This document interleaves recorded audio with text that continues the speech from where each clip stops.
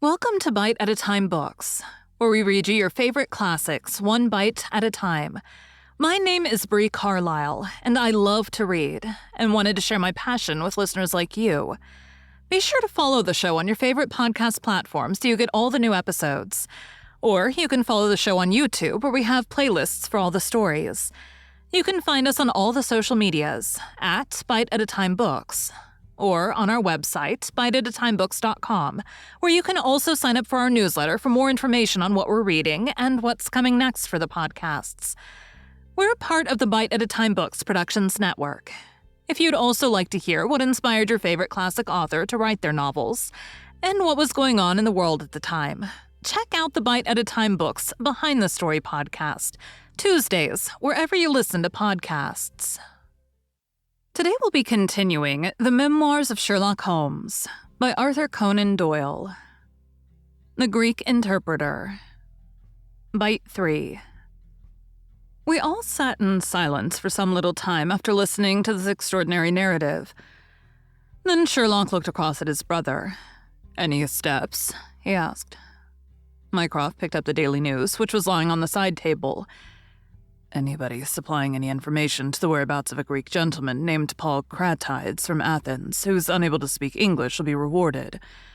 A similar reward paid to anyone giving information about a Greek lady whose first name is Sophie, X2473. That was in all the dailies. No answer. How about the Greek legation? I've inquired. They know nothing. A wire to the head of the Athens police, then. Sherlock has all the energy of the family," said Mycroft, turning to me. "Well, you take the case up by all means, and let me know if you do any good." "Certainly," answered my friend, rising from his chair. "I'll let you know, and Mr. Maylis also. In the meantime, Mr. Maylis, I should certainly be on my guard if I were you, for of course they must know through these advertisements that you have betrayed them." As we walked home together, Holmes stopped at a telegraph office and sent off several wires. "You see, Watson," he remarked, "our evening has been by no means wasted. Some of my most interesting cases have come to me in this way through Mycroft.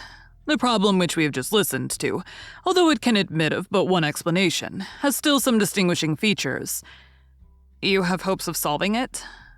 "Well, knowing as much as we do, it will be singular indeed if we fail to discover the rest.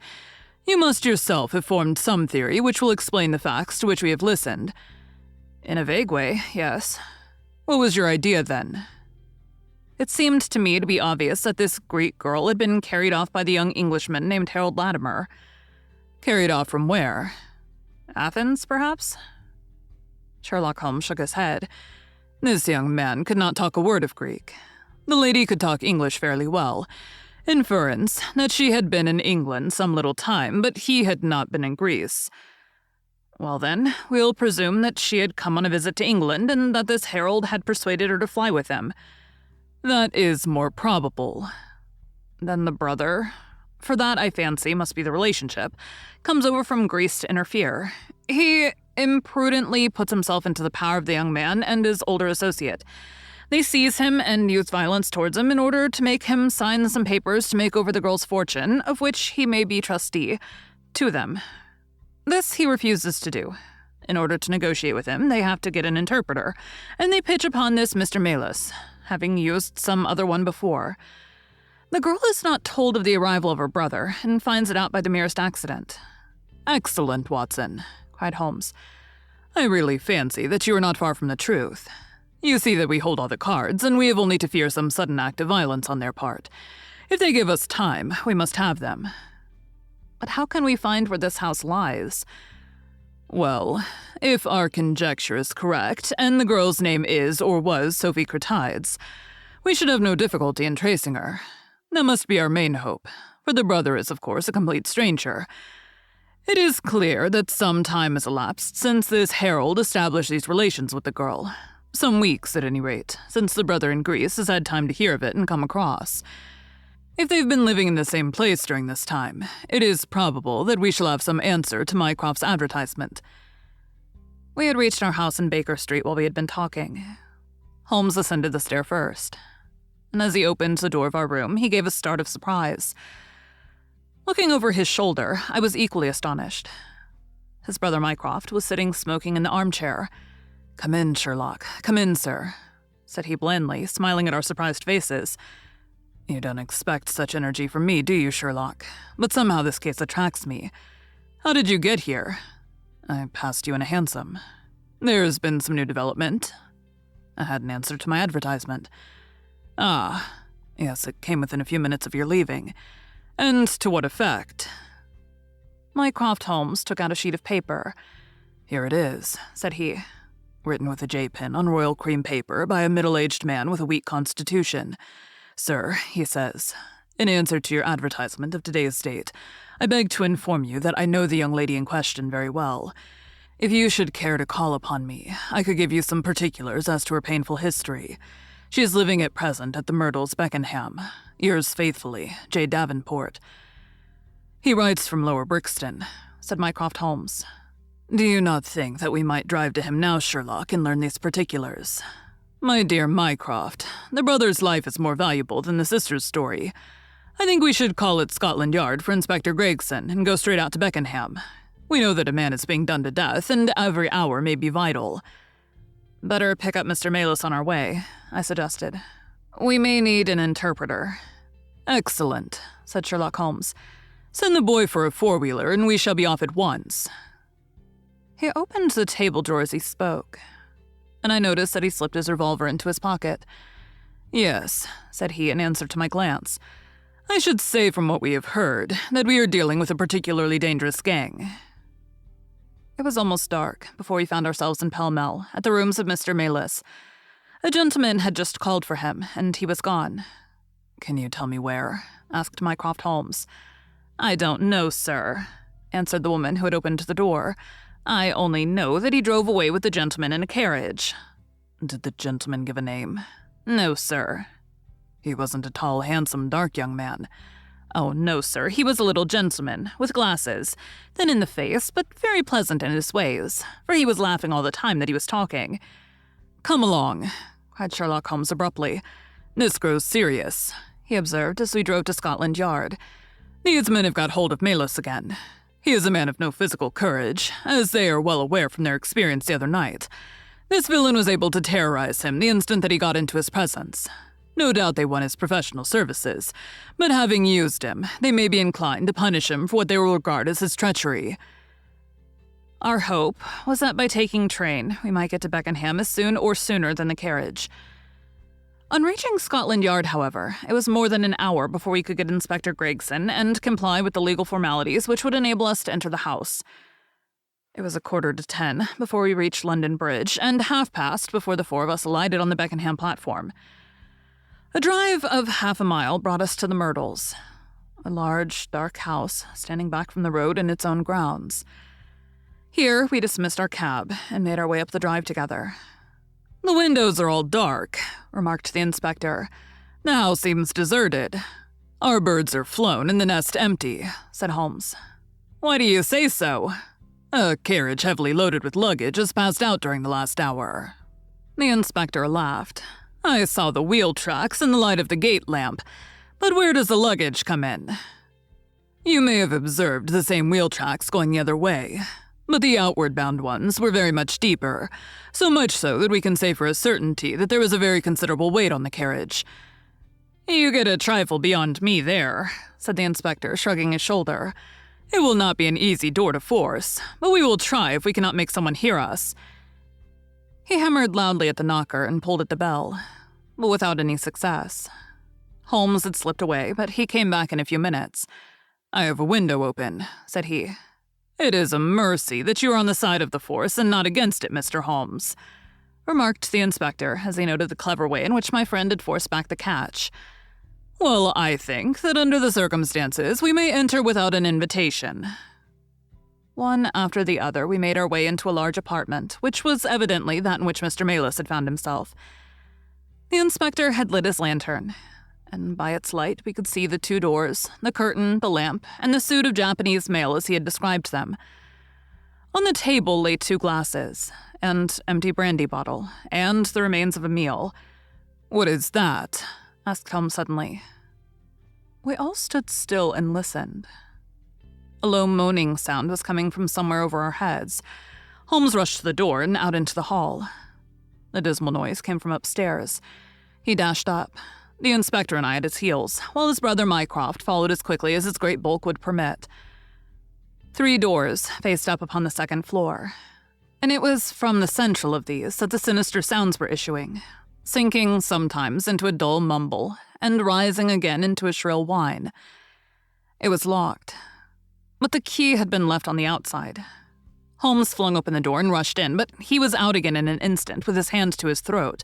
"It's charcoal," he cried. "Give it time. It will clear." Peering in, we could see that the only light in the room came from a dull blue flame which flickered from a small brass tripod in the center. It threw a livid, unnatural circle upon the floor, while in the shadows beyond we saw the vague loom of 2 figures which crouched against the wall. From the open door, there reeked a horrible poisonous exhalation which set us gasping and coughing.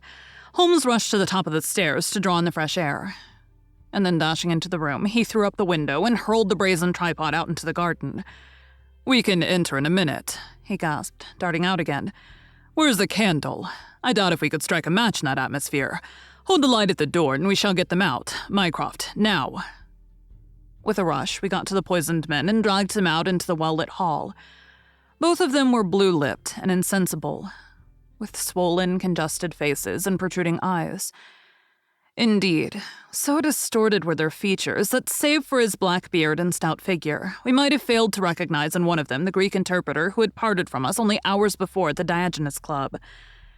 His hands and feet were securely strapped together, and he bore over one eye the marks of a violent blow. The other, who was secured in a similar fashion, was a tall man in the last stage of emaciation, with several strips of sticking plaster arranged in a grotesque pattern over his face. He had ceased to moan as we laid him down, and a glance showed me that for him at least, our aid had come too late.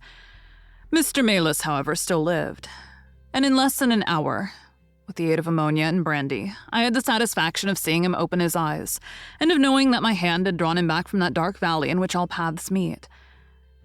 It was a simple story which he had to tell, and one which did but confirm our own deductions. His visitor, on entering his rooms, had drawn a life-preserver from his sleeve, and had so impressed him with the fear of instant and inevitable death that he had kidnapped him for the second time. Indeed, it was almost mesmeric, the effect which this giggling ruffian had produced upon the unfortunate linguist, for he could not speak of him save with trembling hands and a blanched cheek. He had been taken swiftly to Beckenham, and had acted as interpreter in a second interview, even more dramatic than the first, in which 2 Englishmen had menaced their prisoner with instant death if he did not comply with their demands. Finally, finding him proof against every threat, they had hurled him back into his prison, and after reproaching Maylis with his treachery, which appeared from the newspaper advertisement, they had stunned him with a blow from a stick, and he remembered nothing more until he found us bending over him. And this was a singular case of the Grecian interpreter, the explanation of which is still involved in some mystery. We were able to find out, by communicating with the gentleman who had answered the advertisement, that the unfortunate young lady came of a wealthy Grecian family, and that she had been on a visit to some friends in England. While there, she had met a young man named Harold Latimer, who had acquired an ascendancy over her and had eventually persuaded her to fly with him. Her friends, shocked at the event, had contented themselves with informing her brother at Athens, and had then washed their hands of the matter. The brother, on his arrival in England, had imprudently placed himself in the power of Latimer, and of his associate, whose name was Wilson Kemp, a man of the foulest antecedents. These 2, finding that through his ignorance of the language he was helpless in their hands, had kept him a prisoner, and had endeavored by cruelty and starvation to make him sign away his own and his sister's property. They had kept him in the house without the girl's knowledge, and the plaster over the face had been for the purpose of making recognition difficult in case she should ever catch a glimpse of him. Her feminine perception, however, had instantly seen through the disguise, when on the occasion of the interpreter's visit, she had seen him for the first time. The poor girl, however, was herself a prisoner, for there was no one about the house except the man who acted as coachman and his wife, both of whom were tools of the conspirators. Finding that their secret was out, and that their prisoner was not to be coerced, The two villains with the girl had fled away at a few hours' notice from the furnished house which they had hired, having first, as I thought, taken vengeance both upon the man who had defied and the one who had betrayed them. Months afterwards, a curious newspaper cutting reached us from Budapest. It told how two Englishmen who had been traveling with a woman had met with a tragic end. They had each been stabbed, it seems, and the Hungarian police were of opinion that they had quarreled and had inflicted mortal injuries upon each other.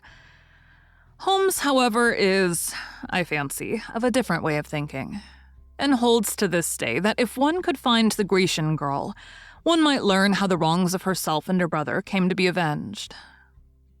Thank you for joining Bite at a Time Books today, while we read a bite of one of your favorite classics.